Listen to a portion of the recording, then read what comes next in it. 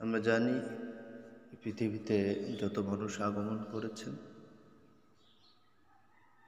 সবই আদম আলাইহিসসালাম এবং হাওয়া আলাইহিসসালামের মাধ্যমে পৃথিবীতে এসেছে। এই আগমনের ধারায় ইহুদিরাও রয়েছেন। তারা ছিলেন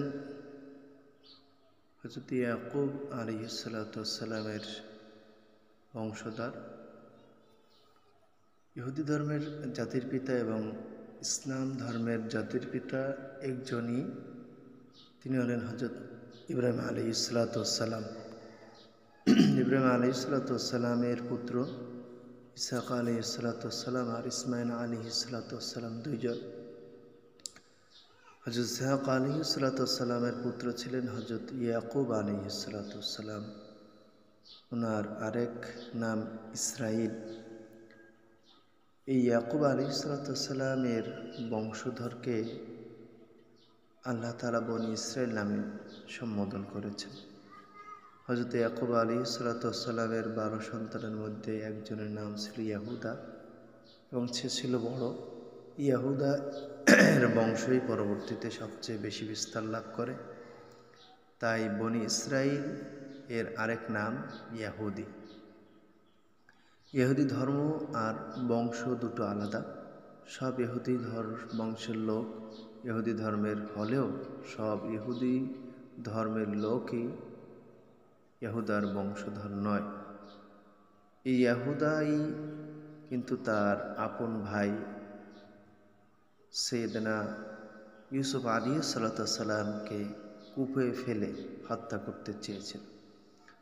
4000 বছর আগে হযরত ইয়াকুব আলাইহিসসালামের মৃত্যুর পর ইয়াকুব আলাইহিসসালাম আল্লাহর নির্দেশ ক্রমে শাম নগরী তথা সিরিয়া থেকে কেনানে, বর্তমান ফিলিস্তিনে হিজরত করেন।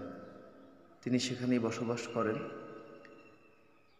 বেশ কিছু বছর পরে সেখানে দুর্ভিক্ষ দেখা দিলে, অর্থাৎ বর্তমান ফিলিস্তিনে, ইয়াহুদা তার ভাই সবাই মিলে মিশরে গমন করেন এবং সাথে ইয়াকুব আলাইহিসসালামও চলে যান। সেখানে তারা ব্যবসা বাণিজ্য শুরু করে দেন।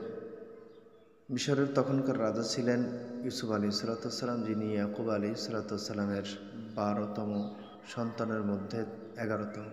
সেই কারণে ইয়াহুদা ও তার বংশ মিশরের অনেক দাপটের সাথে থাকতে শুরু করে। তারপর কালের পরিক্রমায় ক্ষমতা যায় ফারাও রাজাদের হাতে। ফিরআউন এসে বনি ইসরায়েলদের এত অত্যাচার শুরু করে যে এরা সারাদিন ইয়া নাফসি করত। তখন আল্লাহ তাআলা তাদের কাছে পাঠালেন মূসা আলাইহিসসালাম আর তাওরাত কিতাব। মূসা আলাইহিসসালাম ফিরআউনকে নীল নদে ডুবানোর মাধ্যমে বনি ইসরাইল মুক্তি লাভ পায়। তারপর মূসা আলাইহিসসালাম সবাইকে নিয়ে কেনানে ফিলিস্তিনে ফিরে যান। পরে সেখানে তারা গিয়ে আল্লাহর অশেষ রহমত পাওয়া সত্ত্বেও মূসা আলাইহিসসালামের ওফাতের পর আবার আল্লাহকে ভুলে যান, গরু পূজা সহ নানা রকম অনাচার শুরু করেন। তারপর তাদের মধ্যে ক্ষমতার লোভ, নিজেদের একতা ভেঙে যায়। ভিনদেশীরা তাদের এই সুযোগ কাজে লাগিয়ে তাদের আবার গোলাম বানিয়ে অত্যাচার করতে থাকে। এর 100 বছর পরে দাউদ আলাইহিসসালাম আর ওনার ছেলে হযরত সুলাইমান আলাইহিসসালামের মাধ্যমে আল্লাহ তাআলা আবারও এই অত্যাচার থেকে ইহুদিদের মুক্তি দেন। কিন্তু সুলাইমান আলাইহিসসালামের মৃত্যুর পর ইহুদিরা আবার শয়তানের পূজা শুরু করে। তাদের ভিতরে থাকা ধর্ম ব্যবসায়ীরা তাওরাত কিতাবের মধ্যে নিজেদের সুবিধা মতো সংযোজন বিয়োজন করার মতন ধৃষ্টতা দেখায়। তারা তাওরাতে সংযোজন করে যে আল্লাহ তাআলা ইসহাক আলাইহিসসালামের স্বপ্নে কেনানকে ইহুদিদের জন্য প্রমিজ ল্যান্ড হিসাবে এটা তাদের জয় করে নিতে হবে। এটাকে তারা জেকব লেডার ড্রিম বলে।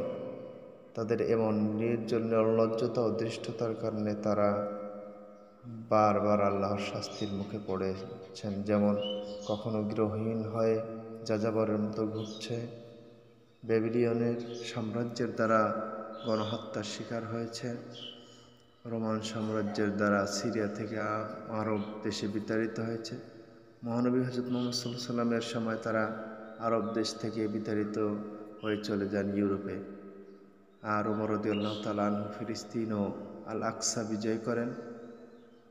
আজ ইসরায়েলের এত ঘনিষ্ঠ বন্ধু ইউরোপও তখন তাদের আশ্রয় দেননি। ইসরায়েলের এমন পরিণতি কারণ হচ্ছে আল্লাহ তাআলার শাস্তির পাশাপাশি তাদের ব্যবহার। তখনকার লোকদের ভাষ্যমতে তারা অত্যন্ত ধূর্ত প্রকৃতির মানুষ ছিল। তাদেরকে যে জায়গায় আশ্রয় দেওয়া হতো সেই জায়গাতেই তারা তাদের প্রতিবেশীর জমি দখল করত। ইহুদিরা বেশিরভাগ ব্যবসায়ী ছিল, আর তাদের ব্যবসা অন্যদের থেকে কৌশলগতভাবে আলাদা ছিল, যার কারণে যাযাবরের মতো ঘুরলেও তাদের অর্থ সম্পদ ভালোই ছিল। সেই সম্পদ এর দাপটে দেখিয়ে তারা সেই সব এলাকার স্থানীয় লোকদের উপর ছড়ি ঘুরাতো। তাই তারা সেই সব এলাকার রাজা ও বাসিন্দাদের দ্বারা বারবার বিতাড়িত হতো। বিভিন্ন ঘাত প্রতিঘাত সহ্য করার পর তারা এক সময় বুঝতে পারে যে কোনো সমাজকে নিজেদের নিয়ন্ত্রণে রাখতে গেলে শিক্ষা অর্থের বিকল্প নেই। তাই তারা শিক্ষা অর্জন ও অর্থ উপার্জনের উপর গুরুত্ব দেয়। তারা বিশ্বাস করে কেনান তাদের জন্য সৃষ্টিকর্তা কর্তৃক বরাদ্দকৃত ভূমি। তারা এটাও বিশ্বাস করে যে এক সময় তাদের একজন মসিহ দাজ্জাল এসে তাদের এই ভূমিকে উদ্ধার করে দিবে। 18 শতাব্দীতে ইহুদিরা তাদের ধর্ম পরিচয় গোপন করে ইউরোপে বসবাস শুরু করে। তখন থিওডোর হার্টজেল নামে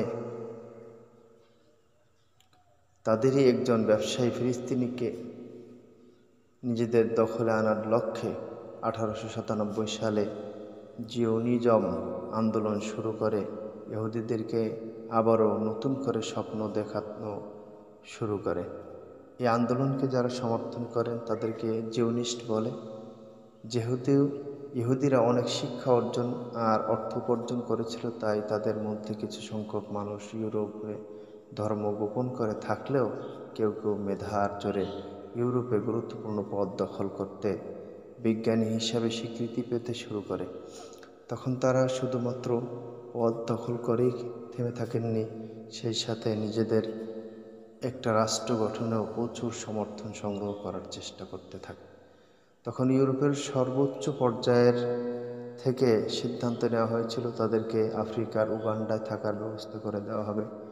ঠিক এমন সময় শুরু হয় প্রথম বিশ্বযুদ্ধ। প্রথম যুদ্ধের আগেই যুক্তরাজ্য নিজেদের অস্ত্র সংরক্ষণের জন্য এক ধরনের গ্লিসারিন ইউজ করত, যেটা আসতো জার্মানি থেকে। কিন্তু যুদ্ধের সময় জার্মানি যুক্তরাজ্যের বিপক্ষে থাকায় গ্লিসারিন সরবরাহ বন্ধ করে দেয়। তখন যুক্তরাজ্যকে সাহায্য করতে এগিয়ে আসে চাইম ওয়াইজম্যান নামক একজন ইহুদি গবেষক ও ব্যবসায়ী। তিনি গ্লিসারিনের বদলে অ্যাসিটোন দিয়ে অস্ত্র সংরক্ষণের পদ্ধতি শিখিয়ে দেন এবং যুদ্ধে প্রচুর অর্থ সহায়তা দেন। তার এমন অভূতপূর্ণ অবদানের জন্য যুদ্ধের পর যুক্তরাজ্য তখন তাকে পুরস্কৃত করতে চায়। তখন সে জানায় যে তার একমাত্র পুরস্কার হবে তাদের প্রমিসড ল্যান্ড মানে ফিলিস্তিনে তাদের বসবাসের সুযোগ করে দেওয়া। এখানে উল্লেখ্য, চাইম ছিলেন জিওনিজম আন্দোলনের একজন গুরুত্বপূর্ণ সদস্য। ফিলিস্তিন তখন ছিল ওসমানী সালতানাতের দখলে। প্রথম বিশ্বযুদ্ধে পরাজয়ের পর তুরস্কের ক্ষমতা একেবারে নিঃশেষ হয়ে যায়। সেই সুযোগে ধাপে ধাপে ইহুদিরা ফিলিস্তিনে প্রবেশ করতে থাকে।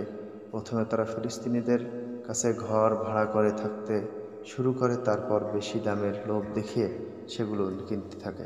দ্বিতীয় বিশ্বযুদ্ধের জার্মানির পরাজয়ের পর পুরো বিশ্বের ক্ষমতা ইউরোপের হাতে চলে যায়।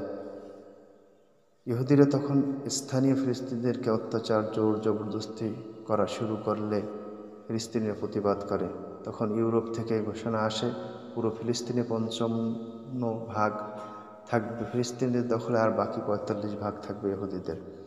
6 লাখ ইহুদিদের জন্য 45% আর 12 কোটি ফিলিস্তিনিদের জন্য 55% জায়গা বরাদ্দ করা হয়। জাতিসংঘ থেকে স্বীকৃতি পাওয়ার পর ইহুদিরা ইসরায়েলের রাষ্ট্র প্রতিষ্ঠা করেন। নবগঠিত এই রাষ্ট্রের প্রেসিডেন্ট হন চাইম ওয়েজম্যান। ইসরায়েল রাষ্ট্র গঠন হওয়ার ঠিক 6 মিনিটের মধ্যে আমেরিকা তাদেরকে স্বীকৃতি দেয়।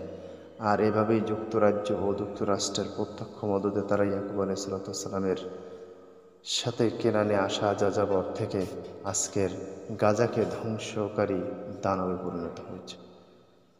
আরব বিশ্বের সকল মুসলিম রাষ্ট্রপ্রধানদের মুখে কুলুপ এঁটে চুপ করে বসে আছেন আর চোখে ঠুলি পড়ে সব কিছুকে না দেখার ভান করছেন। আজ এই মুসলমানদের অধঃপতনের পিছনে এবং ইহুদিদের আশকারের পিছনে আমাদের মুসলিমদের প্রত্যক্ষ বা পরোক্ষ সহযোগিতা রয়েছে বলে আমি মনে করি। আল্লাহ তাআলা এই জালিম, অত্যাচারী, নিষ্ঠুর, বর্বর, যাযাবর ইহুদিদের হাত থেকে মুসলমানদের জান, মাল এবং ইজ্জত হেফাজত করুক। আসসালামু আলাইকুম ওয়া রাহমাতুল্লাহি ওয়া বারাকাতুহু।